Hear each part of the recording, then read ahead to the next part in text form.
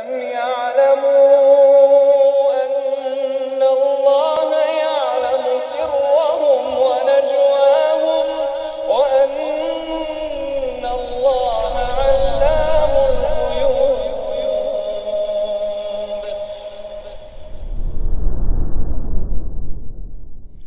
إن الحمد لله نحمده ونستعينه ونستغفره ونعوذ بالله من شرور أنفسنا وسيئات أعمالنا من يهده الله فلا مضل له ومن يضلل فلا هادي له أشهد أن لا إله إلا الله وحده لا شريك له وأشهد أن محمدا عبده ورسوله لا نبي بعده فإن أصدق الحديث كتاب الله وخير الهدي هدي محمد صلى الله عليه وسلم وشر الأمور محدثاتها وكل محدثة بدعة وكل بدعة ضلالة وكل ضلالة في النار أما بعد.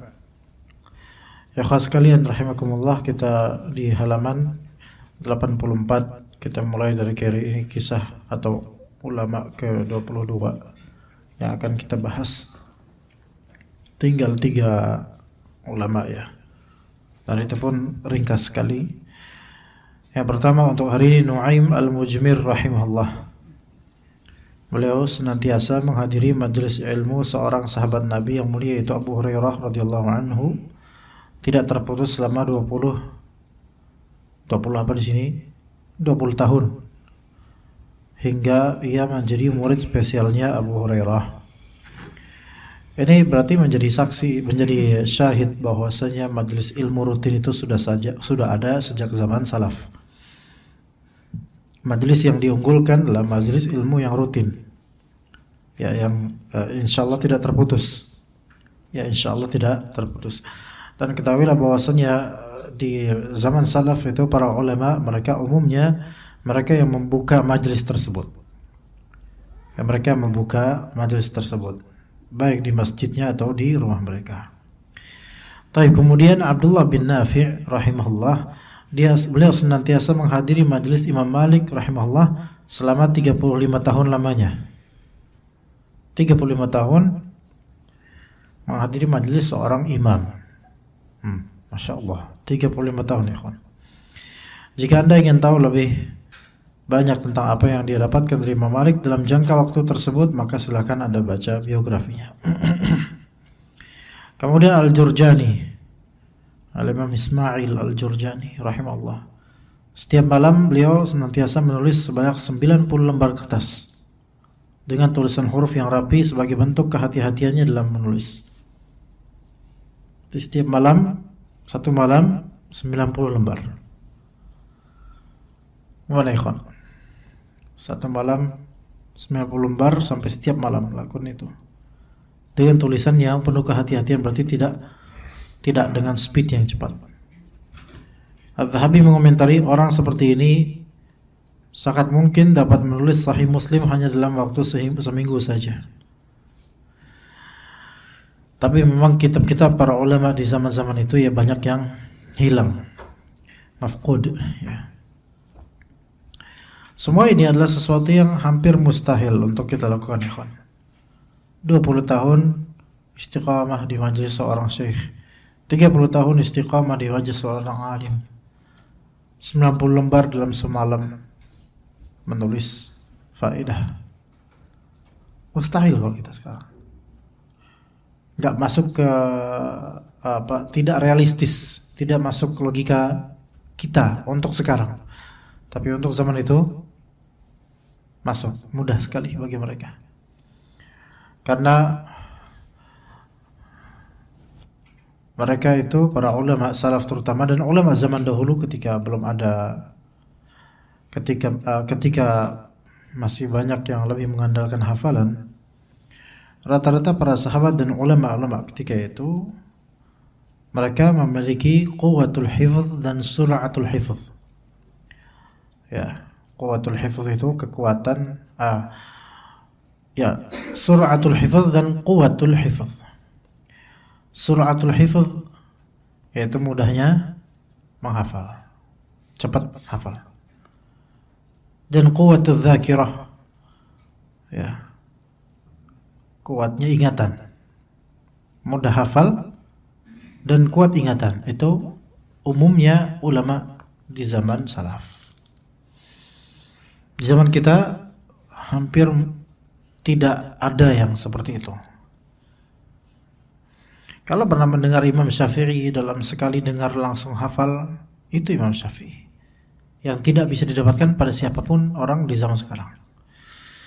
Kenapa? Karena adhan mereka ketika itu masih safiyah, tidak seperti sekarang kadirah, ya. Agak keruh sekarang dengan maksiat, dengan hajat, ya, maksiat dan dengan kebutuhan-kebutuhan dan maklumat yang tidak bermanfaat. Ya, maka hampir mustahil kita seperti beliau-beliau ini. Sekali dengar langsung hafal. Walaupun mungkin ada ya seorang dua orang di zaman ini, tapi itu keberadaan mereka yang sangat kecil sekali rationya, itu ghairu mu'tabar di zaman sekarang, tidak teranggap. Yang ada umumnya sekarang nggak mungkin seperti itu. Orang zaman sekarang apa? Memiliki, Waalaikumsalam, ada yang memiliki suratul hifz, suratul nisyan, cepat lupa dan cepat hafal dan cepat lupa juga. Ada yang bati'ul hifz qawiyyu al-dzakirah. Ya, hafalnya agak lambat tapi kuat dia. Beda ya antara hifz ketika menghafal dengan dzakirah ingatan. Ya. Ada yang suratul hifz, ada yang apa namanya? Bati'ul hifz dan suratul nisyan. Udah capek-capek ngapalin lama, lupa aja cepet. Itu kayak teman anak ada seperti itu, ya. Tapi giliran bola lama dia cepet, enggak bakal lupa. Sahib nula. Ada seorang, ada dulu teman anak, bapaknya itu ustadz lah gitu. Apa ya, ustadz waktu kelas di mutawasithah dulu, di SMP dulu, di pesantren. Sahib anak ini, beliau masya Allah untuk urusan bola, bikin kompetisi main bola itu masya Allah, ya, al-allamah ya dalam masalah ini, ya. Tapi kemudian untuk urusan pelajaran itu orang yang paling diligent, paling rajin dalam menghafal. Sampai hal-hal yang tidak harus dia hafal, dia berusaha menghafalnya. Makanya panggilannya Palde. Itu saking seriusnya ngafalin, padahal dia bati'ul hifz sur'atun nisyan. Miskin terjal. Ya. Lamban dalam menghafal, giliran udah hafal cepat hilangnya.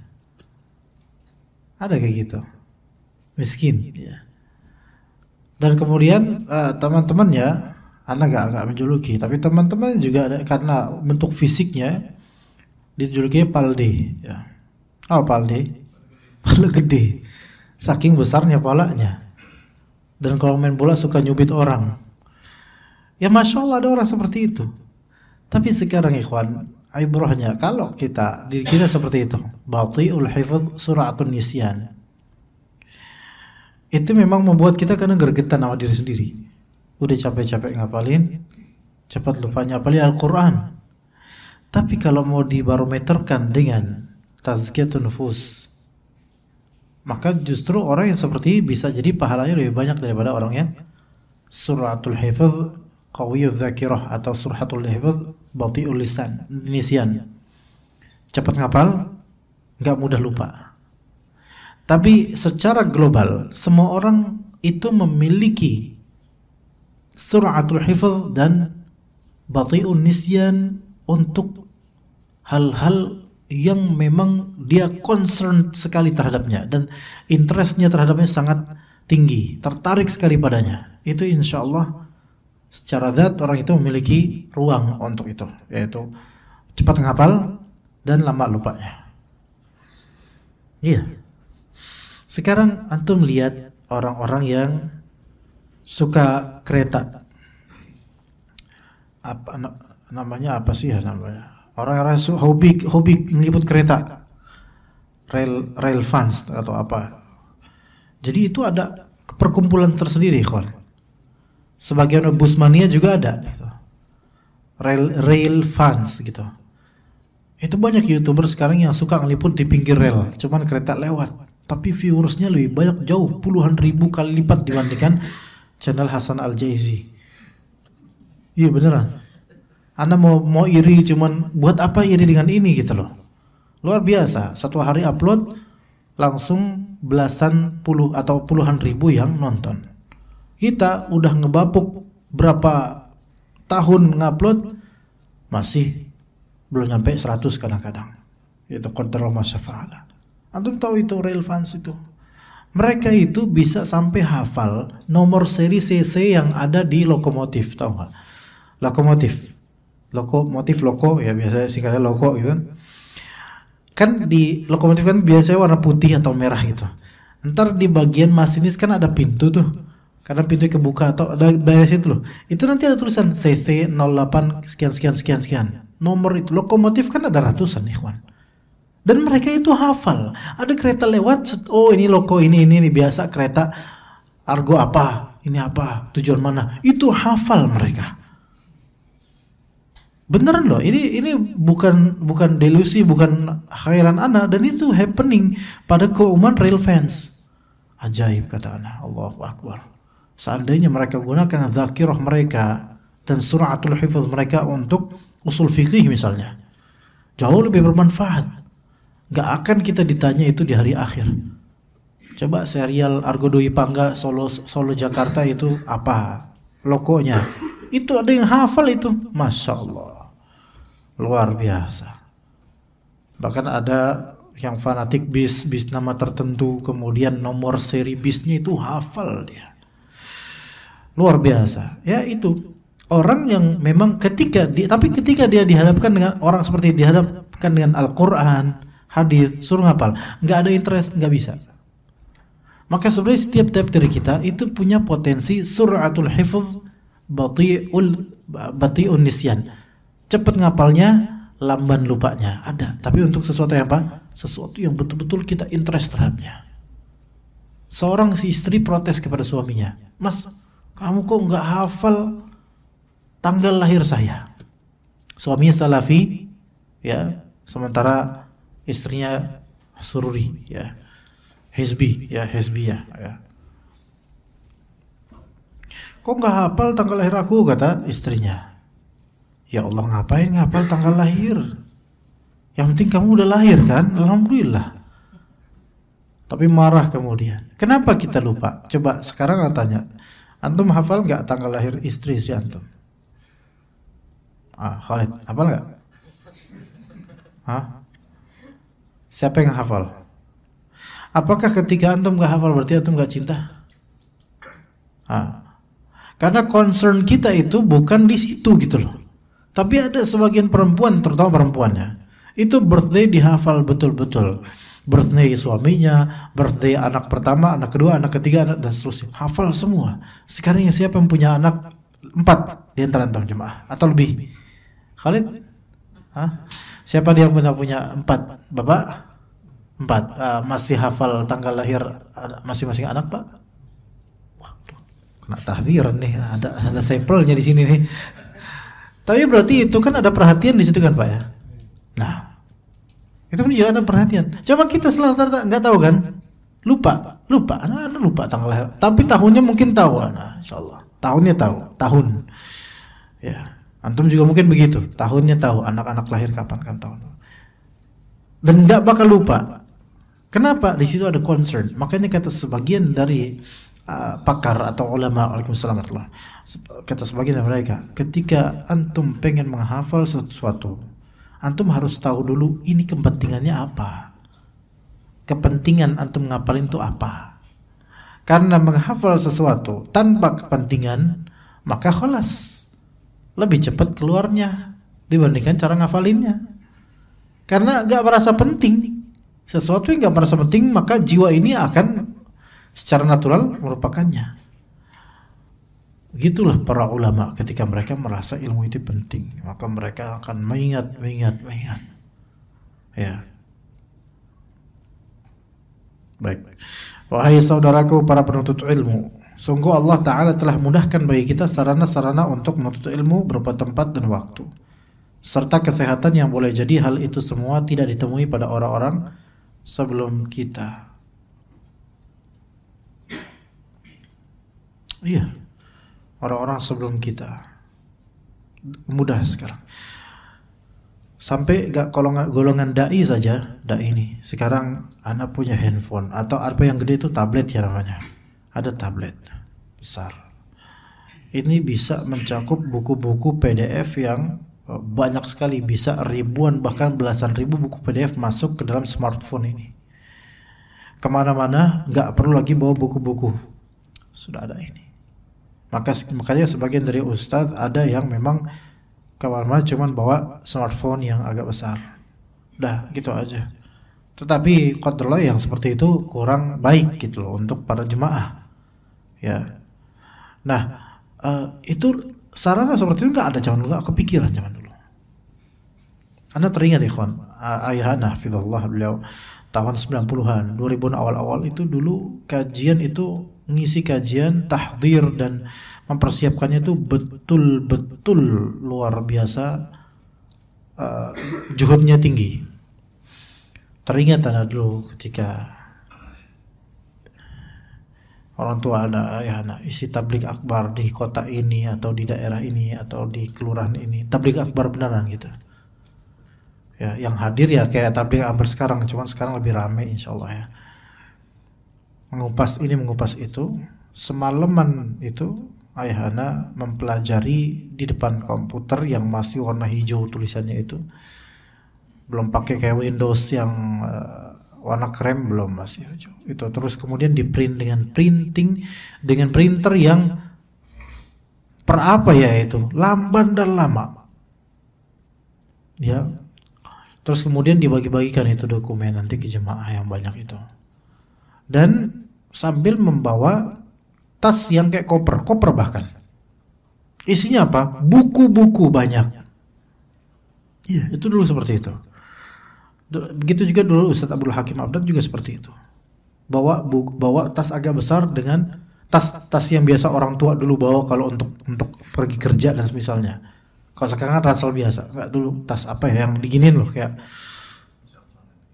gitulah pokoknya. Nah, dibuka terus nanti dihamparkan buku-bukunya, berarti udah persiapan yang luar biasa sebelumnya hanya untuk satu kajian.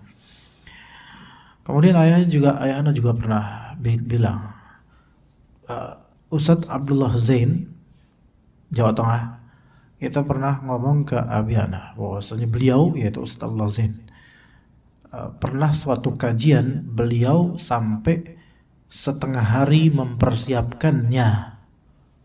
Ini kisah insyaallah sadiq ya, terpercaya karena sanadnya mutasil dari Abi Ana langsung ke Ustadz Abdullah Zain. Kalau antum bilang sanadnya dhaif berarti antum mendhaifkan Abi Ana berarti.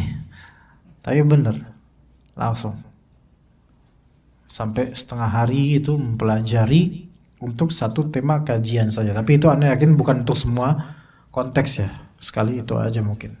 Tapi ya persiapan ketika itu ya, masya Allah. Sekarang mudah ikhwan, mudah sekali. Tapi dengan surahnya dan cepatnya mudahnya, mudah pula untuk hilang. Beda dengan zaman ketika itu. Lihat di sini kemudian bahkan juga tidak dapat dirasakan oleh orang-orang sezaman dengan kita. Maka janganlah sekali-kali Anda meremehkan diri Anda, karena boleh jadi beberapa kawan Anda yang dahulu pernah belajar bersama Anda telah mencapai kedudukan yang tinggi dalam hal ilmu, sementara Anda masih saja berada pada tingkatan awal dalam hal menuntut ilmu. Real, nyata ini. Banyak dari ikhwah salafiyin pengajian sudah lama ngaji tapi berjalan di tempat. Dan ada yang baru hijrah namun tertata, tertib dan istiqamah, itu ilmunya jauh lebih tinggi daripada yang sudah lama. Enggak ada ibrah dengan pengakuan antum sudah dari tahun berapa kenal pengajian. Enggak ada ibrah dengan pengakuan antum murid fulan atau kenal ustadz fulan sejak kapan. Itu tidak ada ibrahnya ketika apa? Ketika antum hanya berjalan di tempat. Bahkan yang berjalan di tempat ini adalah orang yang akan dilihat ini seperti orang gabut, nggak ada kerjaan. Kalau antum melihat ada seseorang naik eskalator yang sedang turun, maka antum akan dapatkan orang ini bodoh. Begitu pula dengan orang yang sudah tahu bahwa ilmu ini dicari untuk menumbuhkan amal, untuk mengembangkan, makin berkembang ya ilmu kita ke majelis ilmu, tapi ternyata dia begitu-begitu aja, nggak jauh beda dengan orang yang menaiki eskalator yang sedang turun. Ya, itu semua didapatkan oleh kawan Anda dikarenakan semangat mereka yang tinggi dan tekad yang kuat dalam menuntut ilmu, tentunya setelah ikhlas kepada Allah Ta'ala. Kalau sekarang anak ada sosok sahabat atau teman ya, teman sekelas dulu di Al-Irsyad yang jauh melampaui kami semua dari segi ilmu tentu saja. Beliau bahkan sudah doktor, sementara anak masih ya gini-gini aja. Beliau doktor di bidang hadis, ya, dan masuk juga dalam Dewan Fatwa juga beliau. Sahib anak itu, sahib sekelas dulu di Al-Irsyad, dan sampai Ustadz Sufyan Baswedan yang merupakan senior dari segi kepakaran hadis ya, lebih awal, lebih senior jauh, itu sampai didebat oleh sahib kita ini dengan ilmunya. Tapi memang karena anda mengenal sahib kita ini, zakirahnya luar biasa, suratul hifz, cepat ngapalin, luar biasa lah pokoknya orang ini.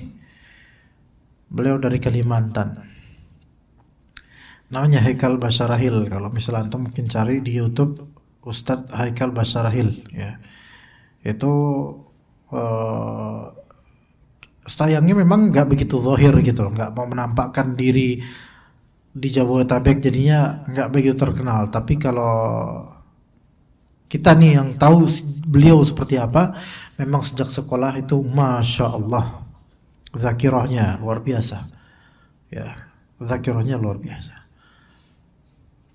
Ada beberapa ya. Muhammad Haikal. Nah Muhammad Haikal, anda nggak nyebutin Muhammadnya. Untuk kenal saya, kenal Pak. Masih keluarga. Oh iya kah? Dia jual sama keponakan Mistiana di Lombok. Oh masya Allah, baru satu zaujahnya. Ya, nah itu anak kalau di situ menang, kalau di situ menang nah. Tapi soal ilmu anak kalah jauh sama dia. Ya Muhammad Haikal Basyarahil, tapi kan simpelnya kalau cari di YouTube cukup Haikal Basyarahil aja, kepanjangan kok, Muhammad Haikal Basyarahil kepanjangan.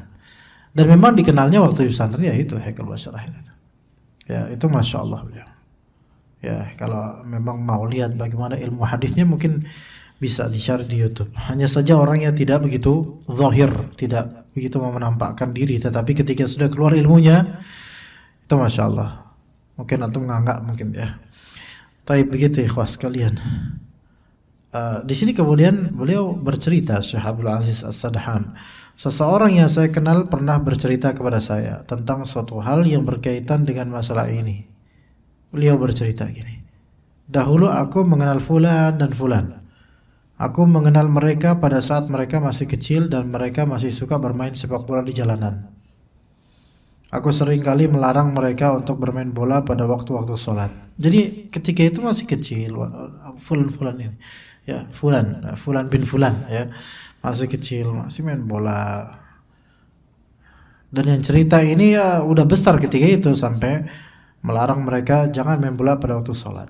Terus setelah itu aku melihat mereka berada dalam barisan para penuntut ilmu, ya, mulai ke majelis ilmu rutin, sampai-sampai sebagian mereka jika kami berada di bawah satu atap yang sama, kemudian ada seorang dari mereka yang dulu saya larang, dulu saya anggap kecil gitu ya, seorang dari mereka menyampaikan suatu ceramah, maka ketika dia menyampaikan ceramah, saat itu seakan-akan aku ini orang awam, orang bodoh, padahal aku lebih tua usianya dibandingkan mereka.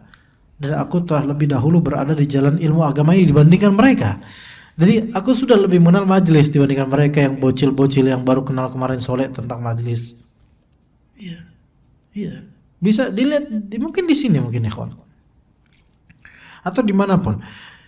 Antum sudah kenal kajian sejak kapan? Orang anak-anak heran dengan sebagian ikhwan itu mengklaim ketika dulu anak belajar pada Ustadz Fulan, nama besar disebut tahun 2007, Ya. Oh Masya Allah ya 2007 berarti sekarang udah berapa? Udah 15 tahun yang lalu dikenal manhaj salaf. Masya Allah.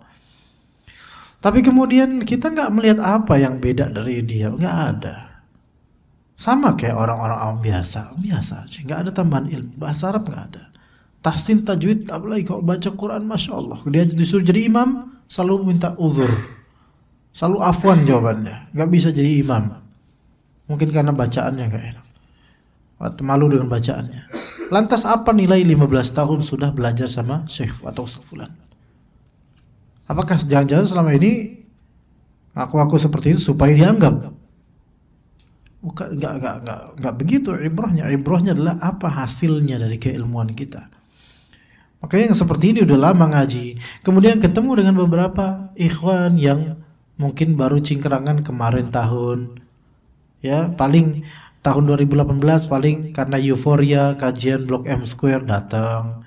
Ya ikhwan-ikhwan biasa gitu, tapi mulai istiqomah. Tadinya dulu pakai celana pensil, ya tadinya isbal, tapi kemudian pengen sunnah, akhirnya pakai celana yang tidak isbal tapi pensil. Ya. Gimana, tahu nggak celana pensil ya kan? Yang agak ini loh, kecil di bawah gitu. Jujur itu celana yang paling nggak suka itu sebenarnya itu. Iya, makin ke bawah makin kecil. Kalau mungkin agak apa namanya betisnya betis singkong mungkin nggak apa-apa. Ini betisnya udah kurus gitu kan, jadi kan kelihatannya gimana gitu loh, bener pensil. Iya, udah gitu sepatunya rautan lagi, dimasukin ya udah dirawat aja tuh. Ya Masya Allah, ini ya tadinya mungkin begitu, tapi mulai perlahan-lahan dia mengikuti kajian sunnah, mungkin ikut HSI misalnya, ikut program Ustaz Abdul Rai dan program-program lain. Ikut kajian-kajian kita, belajar bahasa Arab, belajar tahsin, itu progresnya luar biasa. Mungkin udah nggak pakai celana pensil, mungkin udah nggak pakainya sarung, ya. Mungkin pakai sarung atau pakai celana agak longgar. Nah, dipertemukan dengan yang sudah 15 tahun hijrah katanya. Itu beda banget kualitasnya. Lantas kita bertanya, ini yang 15 tahun ini udah sungguh-sungguh atau belum? Yang ini baru dari 4 tahun yang lalu sungguh-sungguh sehingga bisa menguasai ini itu. Lah terus 15 tahun ini apa karena memang bodoh sehingga udah sungguh-sungguh tapi nggak masuk-masuk, atau memang sebenarnya cuma malas aja dan nggak ada progres? Itu yang harus kita tanya pada diri kita, ikhwan. Kita ini entah kajian santri ini berapa usianya, ya, atau minimal diri kita udah sejak kapan kita kenal kajian, ya. Lantas apa yang sudah jadi achievement buat kita dari ilmu syar'i? Apakah ada bidang ilmu yang kita mulai kuasai atau so-so, ya gitu-gitu aja kelas. Dari awal hijrah sampai sekarang masih begitu-begitu aja. Nah itu harus ditanya dari diri kita, bukan untuk dapat pengakuan orang, bukan, tetapi tentu berjalan di tempat itu meletihkan. Dia tidak mendapatkan apa-apa kecuali keletihan dan tertawaan sebagian orang kadang-kadang. Ya, jadi begitulah. Ibrahnya bukan di seberapa usia antum atau seberapa lama antum sudah kenal manhaj salaf. Taib, hal tersebut beliau sampaikan bukanlah dalam rangka hasad terhadap para pemuda penuntut ilmu itu, tetapi maksudnya adalah ia berlaku ghibthah, yaitu iri dalam hal kebaikan positif ya terhadap mereka. Kesimpulannya, betapa indah apa yang dikatakan oleh Al-Imam Malik rahimahullah, bahwa ilmu itu bukan harta warisan, bukan pula didapat dengan nasab dan kedudukan. Namun sesungguhnya ilmu adalah karunia yang diberikan oleh Allah Ta'ala kepada siapa saja yang dikehendakinya. Demikian kurang lebihnya apa yang beliau sampaikan. Anda pernah mendengar seorang dari kalangan Aswaja itu membuat tulisan mengkritik kenapa sebagian dari gus-gus yang muda itu sombong, ya, padahal belum seberapa ilmu ya. Karena namanya kalau gus itu kan sapaan di Jawa Timur terutama untuk anaknya Pak Yai, ya, anaknya Ustadz, anaknya Yai. Kenapa kok sebagian gus-gus ini kok sebagian sombong padahal ilmu gak seberapa, ya. Karena memang sejak dari kecil bapaknya itu kiainya itu sudah mendramatisir keadaan keluarganya bahwasanya ini adalah anaknya kiai, hormati gitu loh. Sampai ada panggilan spesial Gus untuknya. Iya. Hormati ini anak kiai gitu. Spesialkan. Kebiasaan diperlakukan spesial membuat si Gus kecil ini kemudian tingkahnya beda dan maunya dilayani, maunya dihormati, dihargai dan seterusnya.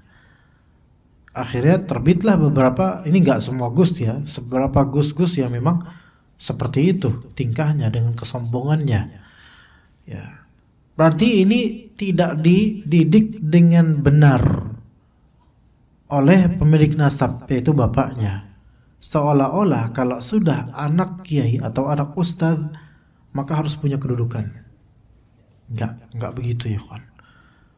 Makanya kita ini kalau sebagai tokoh atau apa, hendaknya samain aja anak kita dengan yang lainnya.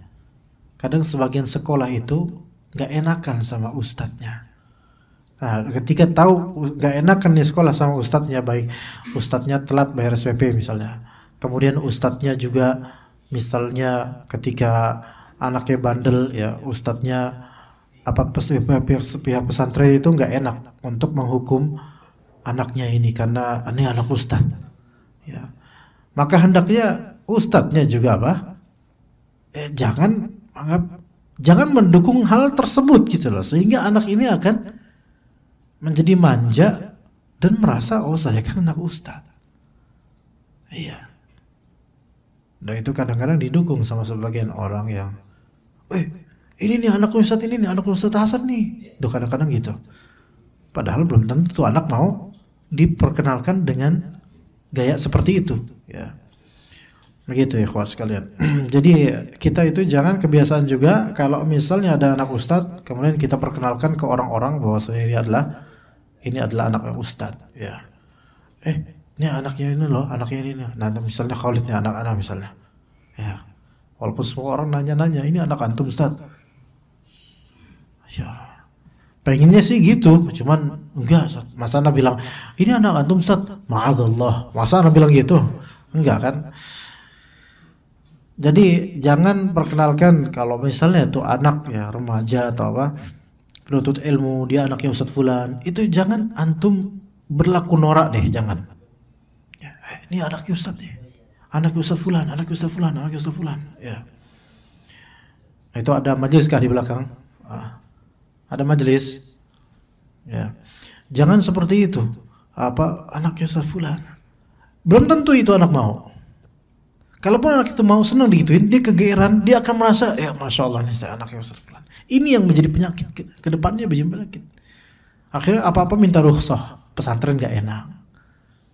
Apalagi kalau Ustadz Fulan ini punya jejak yang sangat baik di pesantren, punya saham yang baik di pesantren. Ini bukankah ini problematika di sebagian sekolah? Iya. Ya, gara-gara anaknya Ustadz, gara-gara anaknya Kiai Fulan, maka nggak berani ini untuk dihukum. Jangan dihukum, nanti Ustadz Fulan marah. Nah ini, jangan mindsetkan seperti itu, ikhwan. Menjadi penyakit. Dulu para ulama pun nggak seperti itu. Memang benar kayak Ibnu Hajar menspesialkan anaknya, tapi menspesialkan di sini adalah menggembleng untuk menghafalnya, bukan untuk mempopulerkannya ke orang-orang ini anak saya. Jangan macam-macam kamu. Ya, nggak gitu. Nggak ada nepotisme seperti itu dahulu kala. Ya. Kemudian maka waspadalah, jangan sampai Anda meremehkan diri Anda sendiri, dan jangan sampai Anda membiarkan perasaan lemah merasuk ke dalam jiwa Anda. Bertakwalah kepada Allah. Jagalah keikhlasan dan sing-singkan lengan kesungguhan, serta manfaatkan segala hal yang mampu kita manfaatkan dari detik demi detik, dari menit ke menit lainnya untuk belajar. Boleh jadi belajar tersebut dengan melihat, mendengar, membaca, dan bisa juga dengan menghadiri majelis-majelis ilmu secara langsung, alhamdulillah. Tapi ada metode yang sifatnya takthir atau iktsar, ada metode yang sifatnya efisien.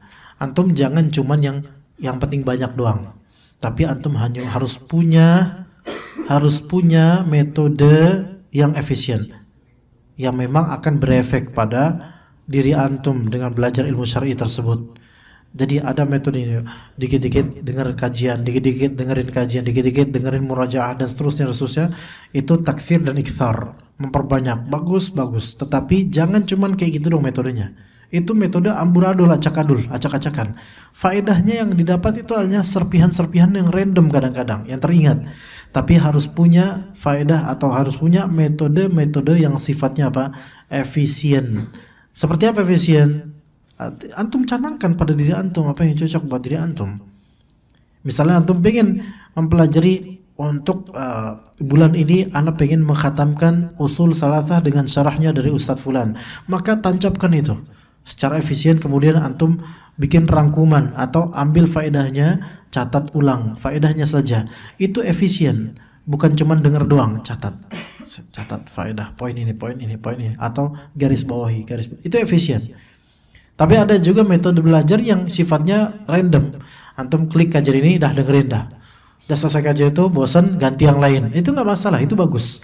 Akan tetap ada faedahnya serpihan demi serpihan. Ya, akan ada faedahnya. Tetapi itu nggak boleh jadi satu-satunya metode. Ya, satu-satunya metode. Itu anggaplah sebagai suplemen. Antum kan nggak mungkin makan suplemen doang. Pasti ada makanan pokok yang efisien buat tubuh antum. Ada juga orang yang belajar tuh cuman efisien doang, ada. Boleh ketika memang nggak ada waktu lagi untuk belajar, maka belajar yang efisien saja. Ya. Tapi kalau memang mau betul-betul lebih bagus, ada efisiensi belajar dan ada suplemen tambahan yang mungkin kadang random, kan masalah. Begitu ya, ikhwah.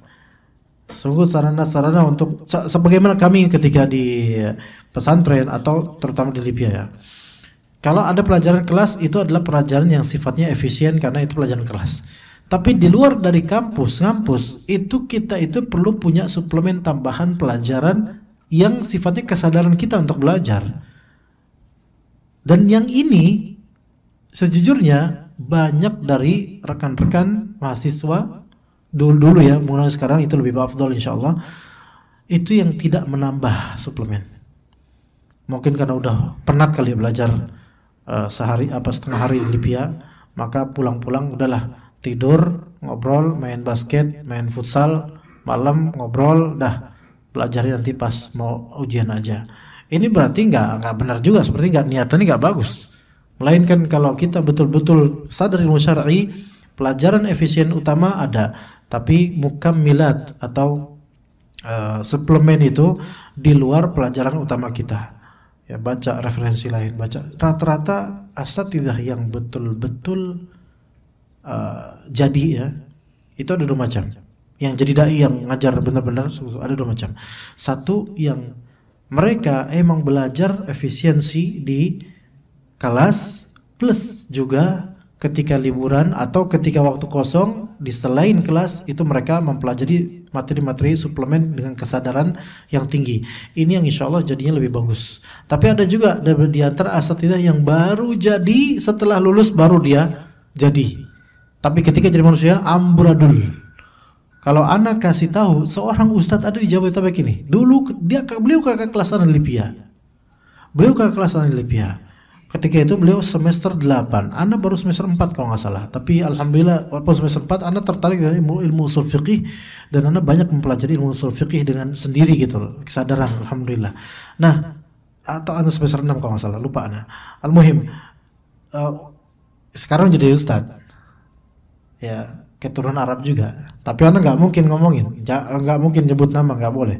Tapi belum, masya Allah. Dan beliau sekarang ustadz yang diundang sana sini. Itu ketika di Libya, qadarullah, sampai untuk ujian beliau aja nanya ke Ana, antum ente nggak paham kan, sama-sama Irsadin juga, ente nggak paham nih. Jadi gini. Oh gitu ya. Lah padahal di kakak kelas sana gitu loh.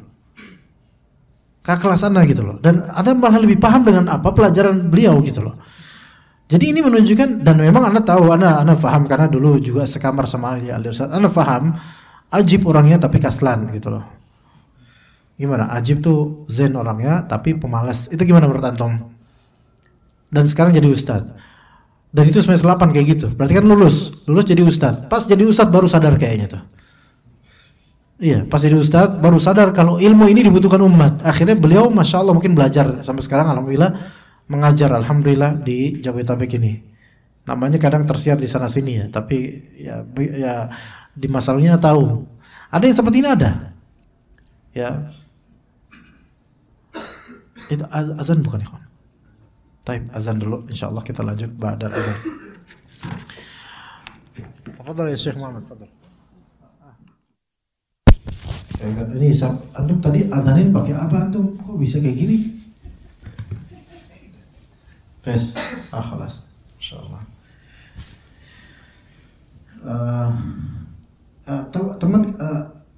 Teman kita ini yaitu Ustadz ini, beliau ke Jakarta dalam rangka untuk mulazamah dengan beberapa masyayikh, dan beliau mengajak para ustadz seusianya yang sama-sama satu alma mater dan satu lettingan, satu tingkatan dengannya waktu itu ya, satu kelas gitu, yang sekarang sudah jadi ustadz, yang diundang di kajian-kajian Zoom dan diundang di beberapa kajian. Masih ustadz muda sekali, mungkin usianya baru 25 atau sekitar itu. Beliau ini yang paling semangat, dan beliau bilang ke beberapa temannya yang sudah jadi ustadz sejak lulus Libya ini, ayo kita bikin daurah. Ya, bikin daurah. Akhirnya beliau bikin daurah dari seorang syekh, pemateri seorang syekh di Saudi, syekh yang masyhur, kemudian isi kajian Zoom. Dari banyak yang beliau undang para asatidzah yang muda ini, yang hadir cuma 3. Sementara sisanya nggak ada yang ikut kajian Zoom. Walaupun Zoom. Maksudnya di sini adalah betapa banyaknya asatidzah muda setelah lulus yang memang kemudiannya memang dinobatkan jadi ustaz. Ya, dan ini happening ikhwan. Itu ngajar, bisa ngajar alhamdulillah. Tapi hakikatnya kesadaran ilmiahnya itu sebenarnya tercetus karena buat ngajar, bukan karena sadar untuk dirinya, bukan karena sadar benar-benar. Ini yang biasanya udah lulus ketika kuliah malas, bolos, nggak konsen terhadap pelajaran. Pas udah LC mulai diundang, senang, masya Allah, senang. Harus diustadkan, masya Allah. Mulai belajar, tapi yang dipelajari hanyalah yang dikaji saja, dan bukan karena kesadaran ilmunya sebenarnya, tapi sadar karena saya harus ngajar, gitu. Paham nggak bedanya ikhwan? Bukan karena ilmu, dan ini terjadi, dan ini bisa menjamur kalau misalnya kemudian banyak yang mengundang yang seperti ini. Akan tampak nanti memang alhamdulillah jazahumullah khairan berdakwah alhamdulillah, tetapi kemudian bukan karena kesadaran ini ilmu syar'i, melainkan kesadaran karena saya tuh tahu dan saya harus ngajar dah gitu aja. Ini terjadi seperti ini. Akhirnya apa? Akhirnya selama menjadi ustadz, setelah lulus LC misalnya jadi ustadz, itu tidak baca buku apapun kecuali buku yang mau diajarin saja. Ini terjadi penyakit ini penyakit. Dan kemudian karena sudah kadung menjadi ustaz dan tidak berkembang ilmunya, tidak merogoh banyak referensi dan tidak mendengar para masyayikh lagi kajian-kajian, kan saya cuma mau belajar apa yang mau saya sampaikan saja. Nanti kemudian ditanya kalau cuma fatwa, ditanya hukum ini, hukum itu. Gak tahu nih. Tapi ya karena udah kadung jadi ustaz, jawab aja. Saya kan LC, akhirnya ngawur jawabannya. Terutama tentang akidah dan manhaj. Ini bisa terjadi kan? Ini bukan LC doang, enggak. Pokoknya siapapun, mau lulusan manapun dia, yang dikatakan baik kampus bahasa Arab lah, baik kampus oke apapun itu, lembaga-lembaga, udah lulus, walaupun D3 mungkin, bukan sampai LC, D3 mungkin. Jadi diustadkan, diundang-undang semua orang, yang antum bisa mendapatkan nggak punya ilmu ini orang. Minimal punya ilmu sedikit bahasa Arab, tapi tidak punya kesadaran hakiki akan ilmu syar'i. Dan ini real, terutama Jabodetabek ini. Karena lahan basah, maka banyak orang terjatuh di sini. Karena basah, licin. Seperti itu ya. Makanya dengan ini kita itu perlu apa? Perlu seleksi guru. Carilah guru yang memang sadar betul-betul ilmu ini syar'i dan guru ini memang belajar. Kelihatan kok. Kelihatan. Dan semua asatidzah Ahlussunnah jazahumullah khairah. Tapi antum bisa melihat perbedaannya, mana asatidzah yang memang dia tuh murajaah, yang dia itu juga punya basic ilmu dan mengembangkannya, dan mana yang kelas gitu-gitu aja kelas. Saya yang penting sesuai orderan jemaah. Ini jangan diikuti yang seperti ini. Kalau antum melihat ada beberapa, walaupun ustaz jazahumul khairah para ustaz, tapi kalau antum melihat dai dan guru yang hanya ngajar sesuai orderan saja, tak tampak pada perkembangan ilmu, pengetahuannya mentok di situ-situ saja, tidak terlihat mau berkembang, maka lebih afdal antum jangan ikut dengan seperti ini.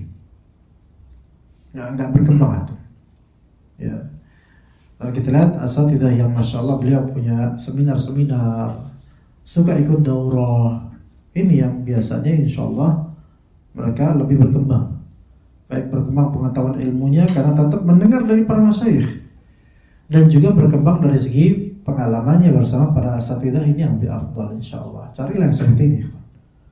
Jangan antum waste your time bermajlis dengan beberapa dai yang hanya oportunis dengan undang-undangan semata, tapi yang memang punya kesadaran ilmu untuk mempelajari ilmu. Terutama sekarang masalah akidah dan manhaj itu juga kelihatan. Concern di masalah akidah dan manhaj ini penting, ikhwan. Seorang yang punya bekal dakwah, antum bisa melihat, kalau nggak punya concern untuk memberantas kesyirikan, nggak punya concern untuk mengetahui track-track ahlul bid'ah, tentu kemudian dengan alasan udahlah kita capek kita membahas ini terus, kemudian mulai perlahan kita tuh yang terpenting persatuan, ukhuwah. Ini udah mulai keluar dari jalur manhaj salaf. Iya, nggak mau repot dah dengan ilmu ini, nggak mau repot. Ada beberapa ikhwah, ada dulu ketika masih kuliah, ada beberapa ikhwah yang memang mereka berbasic halqiyah, yang bertanya ketika kita belajar syarah aqidah tahawiyah, belajar al-qaul mufid, itu kan disebutkan firaq Asy'ariyah, Maturidiyah, Mu'tazilah, Jahmiyah dan seterusnya, Syiah, Rafidhah dan seterusnya dari para firaq. Ada rekan bertanya, "Ya Syekh, ini pelajaran seperti ini apa relevannya untuk zaman sekarang?" Paham maksudnya? Zaman sekarang kayaknya nggak relevan kita membahas asma wa sifat, membahas Mu'tazilah dan seterusnya. Kayaknya nggak relevan. Ini nggak ngerti gitu loh yang seperti ini. Bahkan mungkin kita membahas tentang kuburiyah nggak relevan.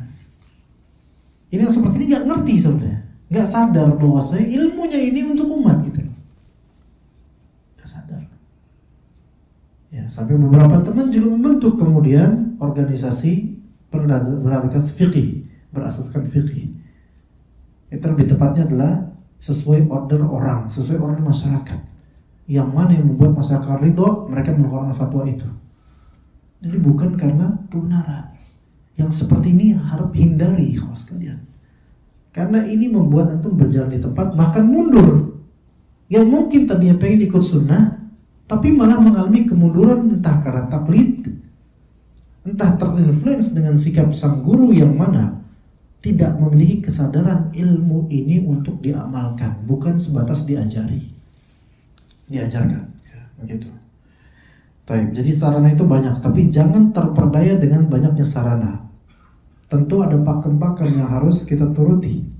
Enggak semua ceramah di YouTube antum dengar semuanya. Enggak semua yang bertel UST akhirat dan LC kemudian antum LC ini kayak ustaz saya LC dengar semuanya. Jangan terlalu polos, ya. Tapi scan apakah ini memang benar dai ini atau enggak? Ya itu mungkin tanya kepada yang lebih kompeten. Buku bacaan juga nggak semua penerbit antum ambil. Pustaka ini nih buku Islami, semua berlabel Islami. Sampai yang pustaka yang kadang menerbitkan buku Syiah pun Islami juga kontennya. Tapi apakah kemudian kita ragu? Enggak. Atau bisa juga dengan mendengar kaset-kaset. Ya, sekarang udah pakai kaset, sekarang pakai YouTube. Pakainya YouTube. Sungguh negeri itu yaitu Mekah begitu banyak terdapat para penuntut ilmu padanya dan juga para ulama, di mana mereka telah membuka hati mereka sebelum pintu rumah mereka maka janganlah meremehkan ini semua. Manfaatkan apa yang bisa Anda manfaatkan, karena dengan hal itu ilmu Anda akan semakin bertambah berkat karunia Allah Azza wa Jalla. Insyaallah pada pekan depan kita akan membahas tentang tema yang luar biasa, yaitu hasad dalam menuntut ilmu. Jadi Bang Win nanti bikin posternya itu, hasad dalam menuntut ilmu. Itu mungkin sampai panjang juga, Masya Allah ya, sampai tahun depan mungkin itu, Insya Allah. Sekitar dari halaman 87 sampai 107, berarti 20 halamanan kira-kira, 1 juz ya, 20 halaman.